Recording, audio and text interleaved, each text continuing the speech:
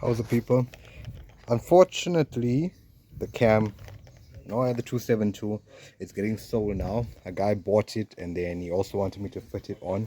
So like you can see there, the stock cam is out, and then I removed the stock cam, but he had an issue where he's saying he's hearing a ticking sound. So this is how you're going to test your lifters, right?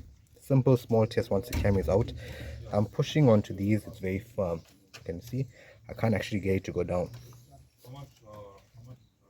All are super firm, but this one here, can you see? Watch that. This lifter here is not holding oil pressure, so it's causing that ticking sound. I advise the customer, because oil is pathetic. I told him, you know what, do one thing at a time. Let's change the oil. Most probably bad quality oil sometimes can prevent a lifter from holding oil pressure. Change that first. I'm gonna put the 272 cam in, and note guys, this is a carbureted Golf 1. So yeah, you guys are gonna hear our 272 sounds on the carbureted Golf 1.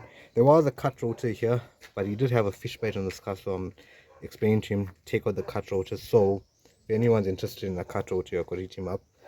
But yeah, this pirate carburetor, not the best, but we're gonna do a quick sound test once everything is dialed in and set.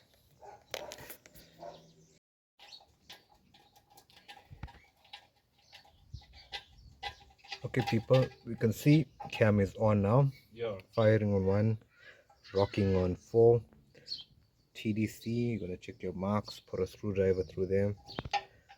Bell housing, you could just check, double check it, but everything's lining up. Cam on the tappet cover there. And yeah, make sure you're firing on number 1, not firing on exhaust stroke. Okay. Okay people, the cam is on now. Look at how the engine is idling.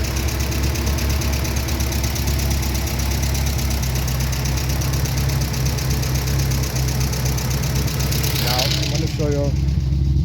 You have to adjust the carburetor to compensate and get that cam noise, because if you don't adjust it correctly, put in the cam and it's going to sound normal. So watch this here.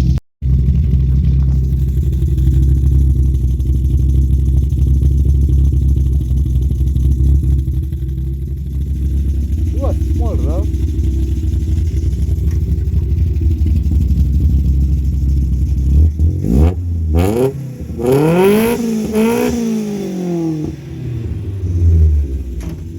And yeah, a lot of guys don't even understand the hype behind the 272 cam. So I'm going to give you a quick pros and cons. My experience is a lot of cons instead of pros. The only pro you're going to get is the sound, the chop chop sound, and very slight improvement on your top end power. Maybe on your highway when you're going past 3,500 rpm, you can feel the car it got more grunt to it, it wants to go more. But in general, if you all the guys that think putting a 272 cam on a like a smaller engine like 1.3, 1.4, even a 1.6, going all the way to 1.8, it's not going to do much for the vehicle, because your car has a power band. The 272 pushes the power band a bit up. So yeah, on a stock cam, basically highway speed, you're hammering the vehicle, you're trying to burn more power on the highway. You're already sitting at maybe 4,000 revs. Using a stock cam, that cam is going to run out of breath. The motor will feel like you are pressing and nothing's happening. Reason being, the power band is already hit. So yeah, your car can go, you can go take it all the way down, but it's going to feel very sluggish. Now the 272 cam works best at that high rpm situations. That's when that cam really keeps the valves open longer. And okay, keeps the valves open longer all the time, but it makes the power band shift much higher than a stock cam. But if you guys think about it, right, if you're using that car as a daily, using it every day, you're not going to be on the highway doing that type of driving all the time. Now the pros to this cam on a basic stock 1.3 all the way to 1.8, the pros for the cam is basically sound. A lot of young guys hear the sound and think, hey, It sounds sporty, but the downside to the cam is more wear on your lifters, more wear on your valve stem seals, and more wear on your motor in general, because the low down torque when you're taking off, like, 1 2 3, you're going to feel the car a bit sluggish. So you're going to be pressing and making your engine work harder. And any motor, if you lug that motor, when I say lug, I mean having it on a high gear and pressing the accelerator, you're going to be basically forcing that engine to work harder, which causes more strain on your bearings and your rings and stuff. Yeah, my advice to you is don't assume that a 272 cam is going to take your stock 1.4 motor and stuff and turn it into a beast, because it's not possible. Look at me, I had on the Black Golf one, standard stock MP9. It had branches, free flow, it had the unit chip, it had the 272 cam, but the car felt dead. Before you could reach 4000 RPM, okay, 35 RPM, the car was a bit dead. Only afterwards, when you're really opening it up, when you're going 4000 RPM, then you can feel that engine waking up. And trust me, no stock 1.4 could catch up. But it's not worth it, because you are sacrificing all that low down torque and that smooth drivability to reach a, to reach an RPM and a speed that you're not going to be using as daily, if that makes any sense. And yeah, another downside to any, okay, 268 camshaft, very mild, very unnoticeable.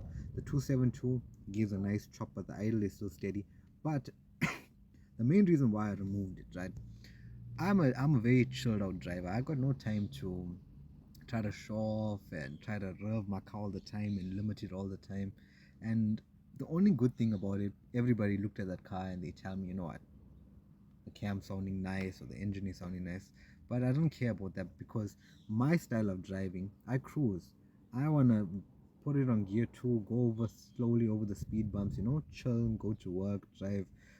And with the 272, you cannot do that, especially if you got a unit chip advancing and pulling the timing. Because if you're sitting on 1500 RPM and you are lightly pressing your accelerator, you're gonna feel that when you're approaching a speed bump, you're gonna feel the car starts to jerk back and front.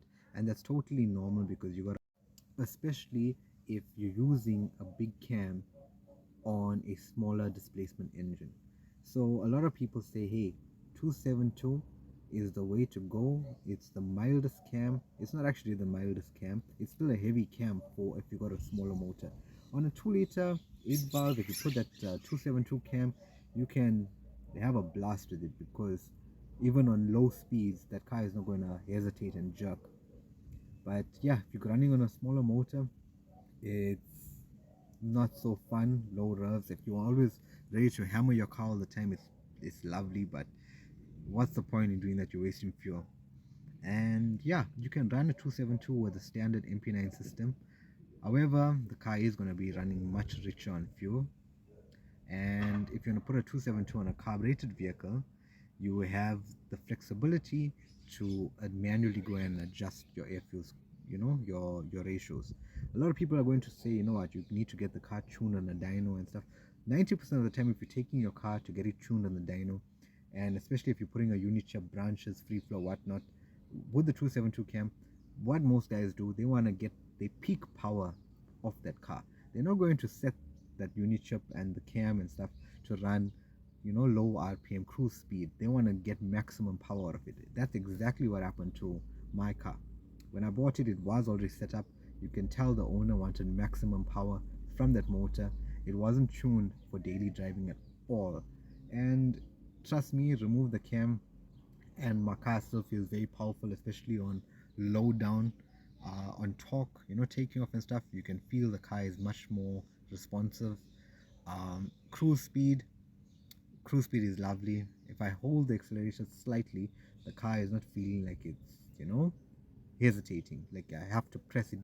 So yeah guys, my advice to you, if you guys think that the 272 cam is all magic and miracles to make your car something that it's not worth it. If you're looking for power, don't try all these small mods on, on your basic stock 1.3s, 1.4s, or your 1.6s. You need to go bigger. If you want to make power, you need to go 2 liter 8 valve.